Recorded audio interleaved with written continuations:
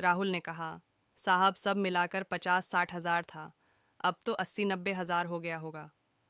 काफी देर इधर उधर की बातें करने के बाद दोनों सो गए। सुबह साहिल राहुल को लेकर गांव घूमने गया। वहां राहुल ने अपना घर दिखाया जो बंद था।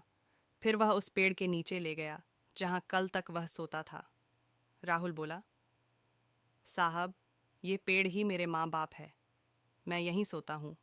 साहिल बोला, राहुल, मैंने तुमसे झूठ बोला था। मैं गांव घूमने नहीं, सिर्फ तुमसे मिलने आया था। यह सुनकर राहुल चौंक गया। साहिल ने बताया, मैं तुम्हारे बचपन का दोस्त साहिल हूँ। यह सुनकर राहुल गौर से साहिल के चेहरे को देखने लगा। उसे अब उसमें अपना दोस्त नजर आने लगा। उसकी आंखों से टप टप आंसू बह रहे थे। साहब आप, वह कुछ बोलता इससे पहले साहिल ने कहा, साहब नहीं साहिल, तुम्हारा दोस्त। राहुल कुछ बोल न सका। वह बस एक तक साहिल को देखे जा रहा था। उसके अंदर का सैलाब अब उमड़ने लगा था। इतने सालों का दर्द उसकी आंखों से बह रहा था। आज उसका कोई अपना उससे मिलने आया। इस बात पर अभी भी उसे विश्वास नहीं हो रहा था। साहिल ने उसे चुप कराया। फिर वह उसे लेकर अपने चाचा के घर गया। साहिल के चाचा सब पहले से जानते थे।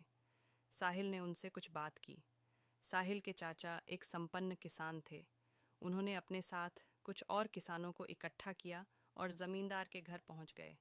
साहिल के चाचा ने जमींदार से पूछा, इसके पिता पर कितना कर्ज है? जमींदार ने अक्कड़ से कहा, कौन चुकाएगा? इसके पास तो फूटी कौड़ी नहीं है, नहीं तो इसका बाप फांसी नहीं झूलता। सब मिलाकर 1 लाख है। साहिल ने अपने चाचा को इशारा किया। उन्होंने बैग से 1 लाख रुपए निकालकर जमींदार के सामने रख दिए और कहा, इसके खेत, मकान और बैल अभी वापस चाहिए। जमींदार यह देखकर घबरा गया, लेकिन इतने लोगों के सामने कर भी क्या सकता था। घर की चाबी और कागज़ वापस कर दिए। बैल उसे घर भिजवा दिए। वहाँ से निकलकर साहिल बोला, चाचा जी, मैं शहर पहुँचते ही आपके पैसे लौटा दूंगा।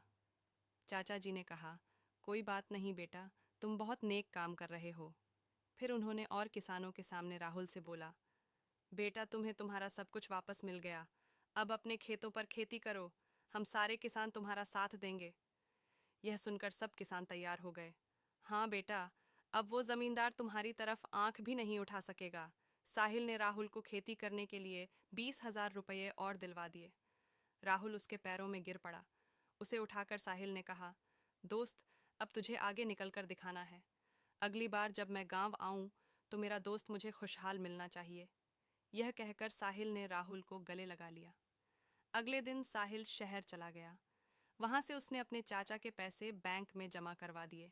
इसके 6 महीने बाद एक दिन साहिल दरवाजे की घंटी सुनकर दरवाजा खोलने गया तो देखा सामने राहुल खड़ा था। 6 महीने में बिल्कुल बदल गया था। साहिल ने उसे गले से लगा लिया। अंदर आकर उसने साहिल के माता पिता के पैर छुए। साहिल बोला, अचानक यहाँ कैसे? सब ठीक है ना? उस जमींदार ने परेशान तो नहीं किया? राहुल बोला, नहीं यार, सब ठीक है। तेरे चाचा और दूसरे किसाने ने मेरी बहुत मदद की।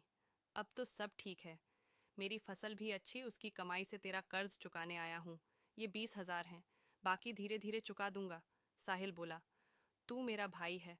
मैंने कोई कर्ज नहीं दिया था तुझे। तूने कैसे सोच लिया ये मैं नहीं ले सकता? लेकिन राहुल जिद करने लगा। तब साहिल के पिता ने कहा, बेटा रख लो, ये इसकी खुददारी है। जो शिक्षा मैंने दी थी ये उसकी का पालन कर रहा है। साहिल पैसे रख लेता है। फिर राहुल शर्माते हुए उसे अपनी शादी का कार्ड पकड़ा देता है।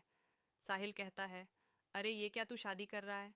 तभी साहिल के पिता ने कहा, हाँ, जब तूने हमें सब बताया तभी मैंने तेरे चाचा से इसके लिए अच्छी सी लड़की देखने के लिए कहा था। कब तक घर में अकेला रहेगा? राहुल बोला, मैं आप लोगों का एहसान जिंदगी भर नहीं भूल सकता।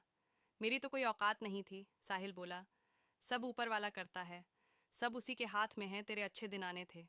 मैं नहीं आता मदद करने तो ऊपर वाला किसी और को भेज देता। कुछ दिन बाद साहिल अपने परिवार के साथ राहुल की शादी में पहुंच गया। उन्हें देखकर राहुल बहुत खुश हुआ। उनके साथ पूरा गांव दोनों की दोस्ती की मिसाल देने लगा। आपको ये कहानी अच्छी लगी हो तो लाइक, शेयर और सब्सक्राइब कर ले। बेल आइकॉन ज़रूर दबाइए, अगले वीडियो का नोटिफिकेशन सबसे पहले आपको मिले।